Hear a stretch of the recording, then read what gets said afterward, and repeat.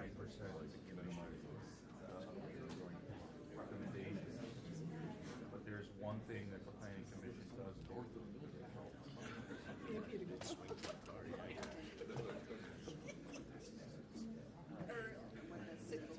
Like a month.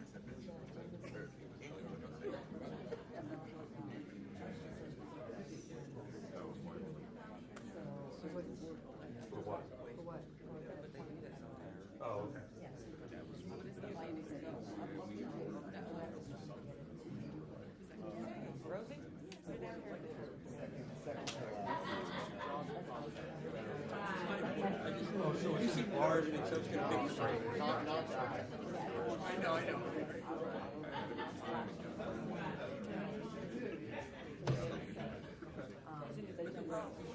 That's right. You're so funny. I remember. The two, one waited and another left. I don't know. You arranged the agenda. Yeah. It's like,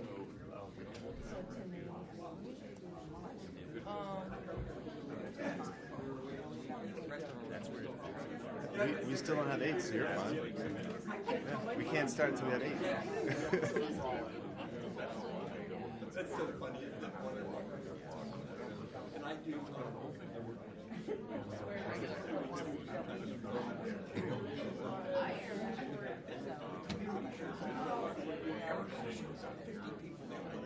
And they all want to protest. yeah, the great tour is fine. It's probably just the same.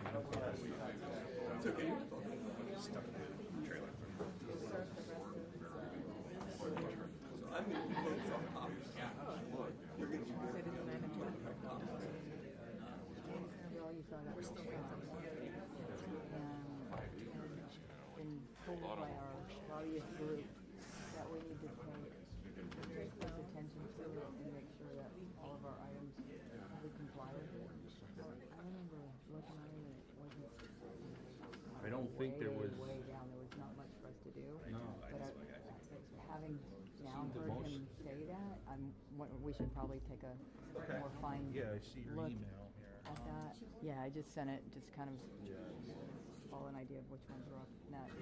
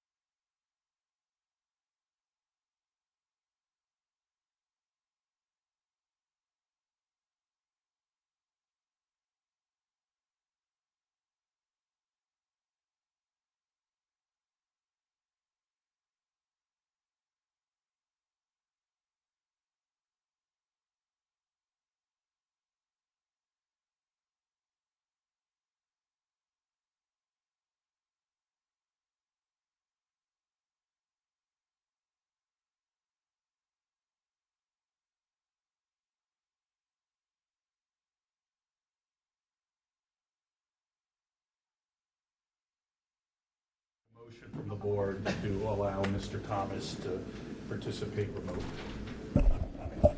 I move to allow Mr. Thomas to participate remotely. With the extenuating circumstance. Yeah, let's Okay. start the meeting. Let's do that. I was going to say, Yeah, that's a good we idea. got to do that too. This is the Palm Beach County Planning Commission for May the 8th, 2026. We are calling this meeting to order at 9:19 a.m. May we have a roll call, Ms. Sermon? Cara Aaron Ferris. Present. John Carr. Rafael Clemente.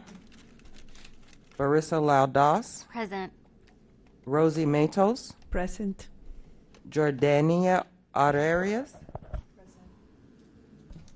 Carl Anthony Klepper. Brian Stenberg. Here. Rick Stopik. Here. Gary Brown. Ankor Patel. Stephen Bassor. Denise William. Present. Cedric Thomas. We have quorum. Please all stand for the Pledge of Allegiance. I pledge allegiance Of the United States of America.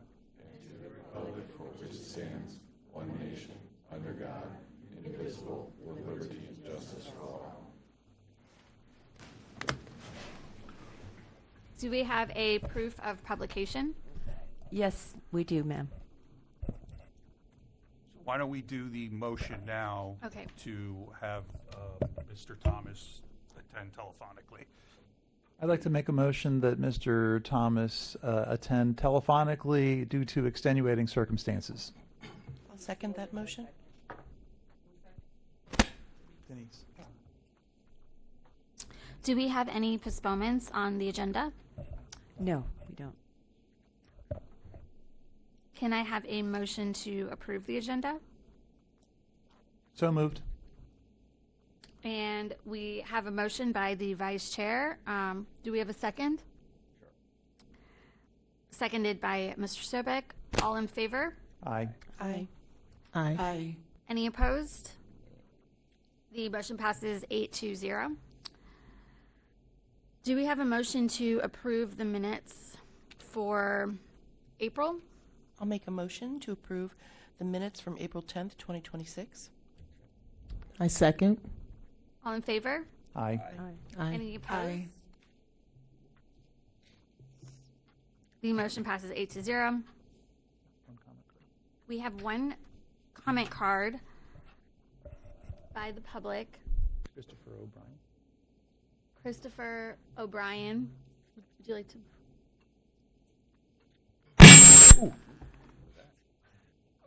Push the button. It's on already. Mr. O'Brien, please come on up to podium 2.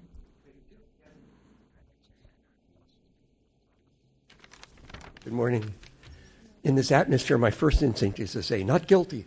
A little humorous. So I'm here kind of on impulse to do this real quickly. I've been a developer since the 70s. I worked for Westinghouse. We had the first new town in Florida, Coral Springs, and the other was Columbia, Maryland. And during that process, I worked for Westinghouse, and then I was hired by Disney Development in Boca Raton. I did Boca West and Broken Sound.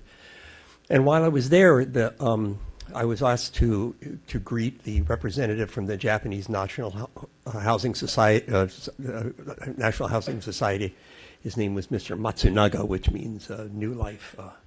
And of course, because I had a friend who was a friend of the Japanese ambassador. So they came to Boca West to look at our development, and his comment was, "Your zoning is so restricted." He said, like "Anatawa henedes," which means you're crazy.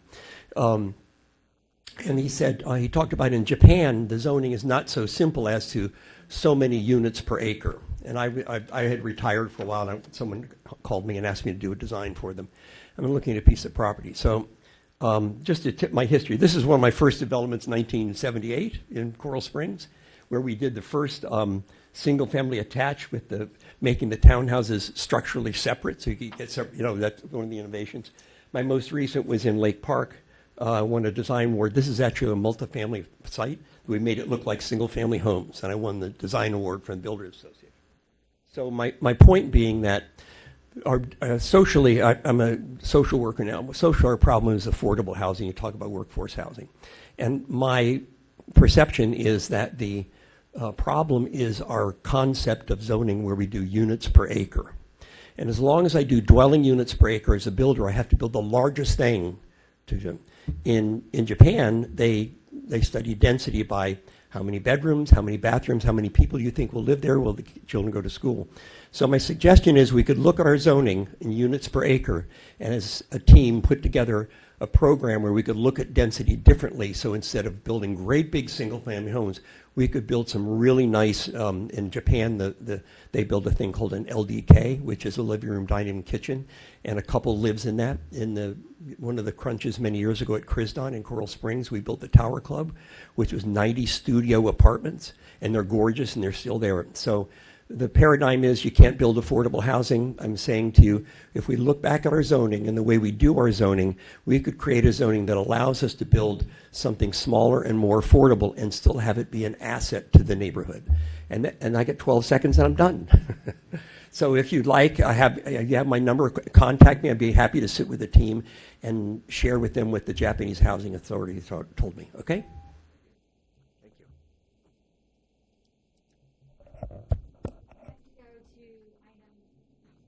Excuse me. Okay. Next, we go to item 3, public hearing.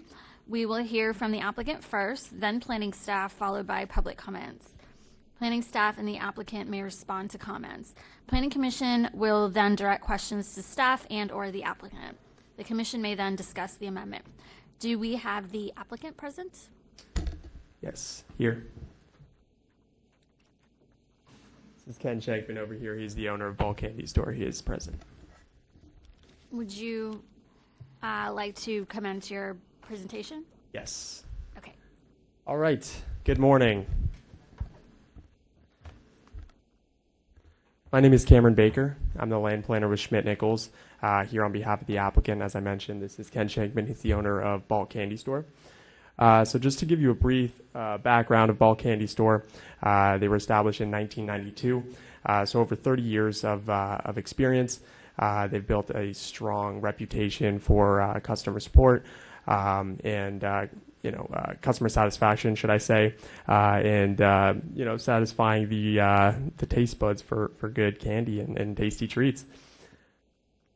All right, so we're here this morning requesting approval of a small-scale future land use amendment. To get into the site, it is 1.28 acres. It's zoned as MUPD. It has an existing future land use of industrial, and we are proposing to shift that to commercial high with an underlying industrial. All right, so the site is currently developed as a bulk candy store. So the specific uses we have on site is warehousing, accessory office, and accessory retail. It's located within a industrial plan development, also within the Palm Beach International Approach Path Conversion Area, the Jog Road Corridor Study Area, and the Haverhill Neighborhood Plan Area overlays. So as you can see from this aerial here, this image, so the site borders an existing block of commercial high and commercial high with an underlying industrial future land use. So immediately to the south, we have some music instrument retail. To the east, we have some convenience and gas station. To the north, we have some light manufacturing. And then to the west, we have some warehousing. So we don't think this is too far-fetched. We think it's pretty compatible with the given corridor. All right, so why we are actually here. So the applicant proposes a 1,370 square foot expansion to the existing building on site designated as a type 1 restaurant without a drive-through. So this space is intended to be an ice cream parlor. So I just want to note, we cannot implement this expansion without that commercial high component on top of that underlying industrial. So as you can see from the renderings, I think we're doing a pretty good job to show its consistency with a candy store. We're even implementing some purple flower gummy bear bushes, which is fantastic. So I want to note that the application does not propose a removal of any of the existing industrial uses on site. So we're still going to maintain that 17,167 square feet of warehousing, retail, accessory office. So it is not our intention to strip that away. So as you can see here, this is our site plan. As I mentioned, it's just an expansion of the existing building here, so it's only that 1,370 square feet. And then as you can see on the right here, and more so to the bottom of your screen, we have one condition that the applicant is in agreement with, and it's to incorporate a cross-access easement to the south of the site for whenever the site to the south goes in for any sort of redevelopment. All right, to wrap things up, so approval of this application will allow for a complementary use addition with shared and existing infrastructure, and also an appropriate evolution of the existing jog road corridor. So I want to note that planning staff has identified that this application is consistent with the policies listed in the comprehensive plan and all of those overlays that I mentioned earlier. With that being said, the applicant respectfully requests your approval for this future land use amendment. And I want to note that county staff recommends approval with that condition mentioned. So if there's any questions, I'm here to answer, and thanks for your time. Thank you. May we have the presentation from staff now? Sure. The project manager, Aaron Kramer, is going to do the presentation.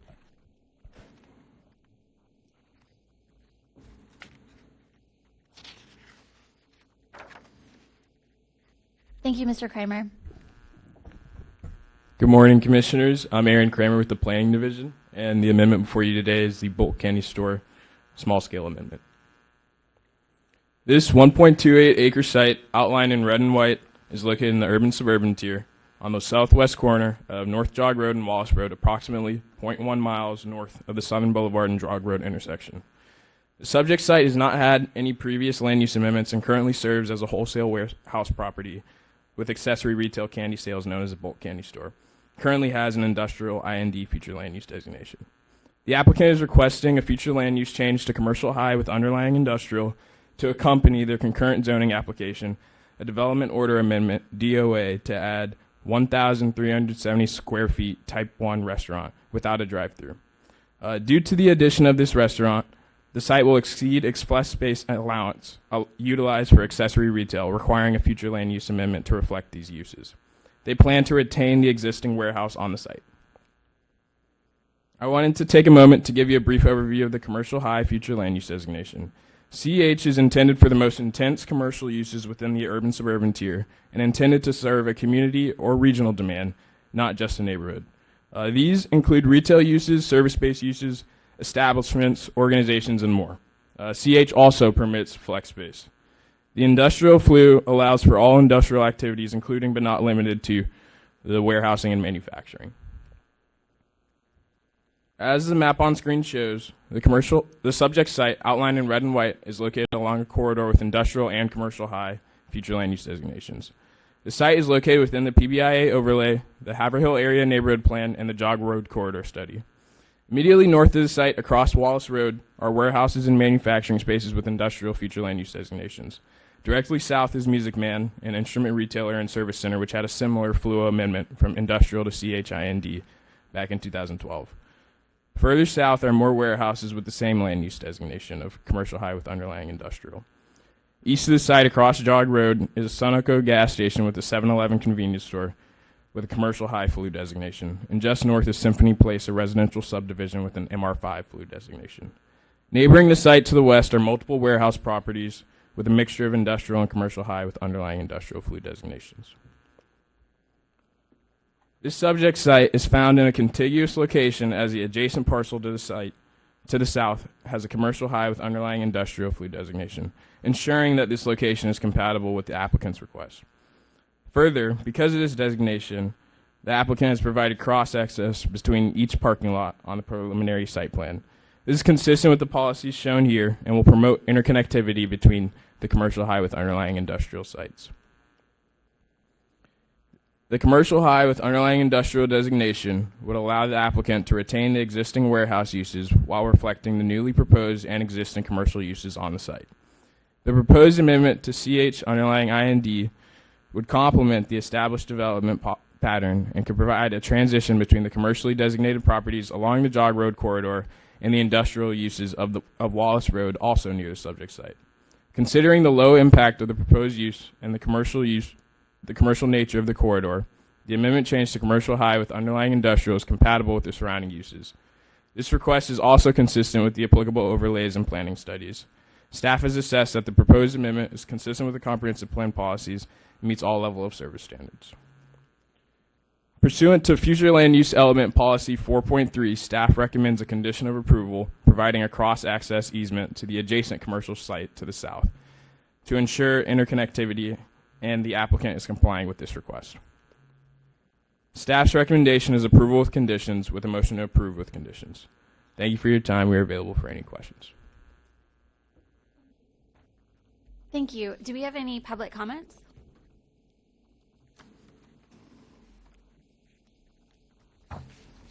Does our planning commission have any questions? For staff, so the condition of approval for this, will the condition go in the ordinance and then is it attached to the map? Because this seems more like a zoning. I mean, it's a great condition. I love it. And it just, we should do more of it. But how is this process? Seems more like a zoning catch as opposed to being a note on a planning map. I'll take this one. Yes, it's more commonly a zoning condition, but since it's furthering the plan and it's really anchoring our basis as to why it's appropriate, we're putting it in the ordinance.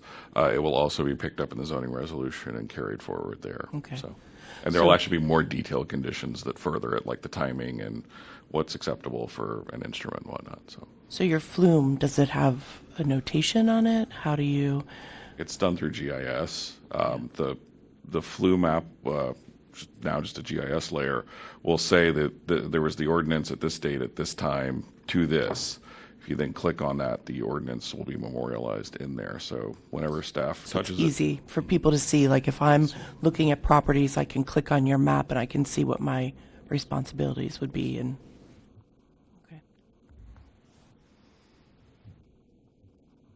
And then obviously once the instrument's recorded, it'll also be picked up in any sort of real estate, deed search, record search, anything. So yeah, the idea is that it gets replicated across a lot of different documents. But yes, this is where we start. Are you Ms. Matos? Ms. Arias? Do you have a question? I do, thank you. Forgive my ignorance, but I'm going to ask a couple of questions, and hopefully it's related to this. But the new structure, is there any, is it going to impact in any way the residential area? Because what I'm thinking is, because of the new business, it's going to be more trucks coming in.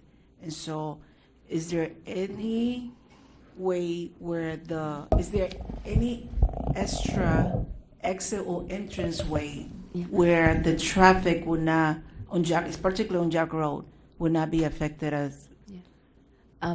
There's low impact. There's not any residential properties adjacent to this. It's all industrial or commercial. So the access will remain the same. Dom can give you how many trips generation that is, but it's a very low impact. And the site it's existing already. The building is existing. They're just adding an ice cream parlor, 11 or a little over 1,000 square feet. So they're not going to be servicing by any additional larger trucks for that retail use. So, yeah, sure. Good morning. The impact is going to be very insignificant. Is it on? Push it. Oh, yeah. It should just be on. It's on? Oh, It should be okay. on, yeah. Right. Well, I do not have the information for the traffic study for the zoning, but I have the information for planning. So in terms of planning, the impacts are going to be insignificant because it shows that the maximum trips that they're going to have is 115, and around the surrounding, those trips are going to be distributed around the surrounding network. They're not really going to have that much of an impact on the residential streets. Yeah, because it's retail in nature, so the existing uses already have the same amount. So you're not adding any significant trips to the site with this retail use. Thank you. Do we have any additional questions? Do we have? Unless you brought samples. Boom. Do we have a motion? Sorry. I would move that we approve item 3A1, the bulk candy store, as submitted with the recommendations per staff. Do we have a second? I second. Any opposed? All in favor? Aye. Aye. Aye.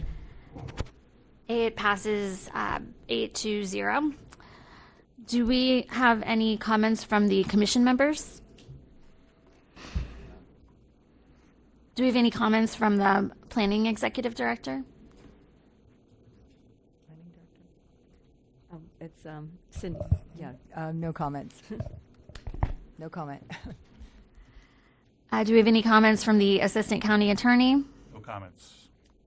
Do we have any comments from the planning director? No. Do we have a motion to adjourn? So moved. A second? Second. Okay, all in favor? Thank you. We're adjourned. Okay, thanks, Joe.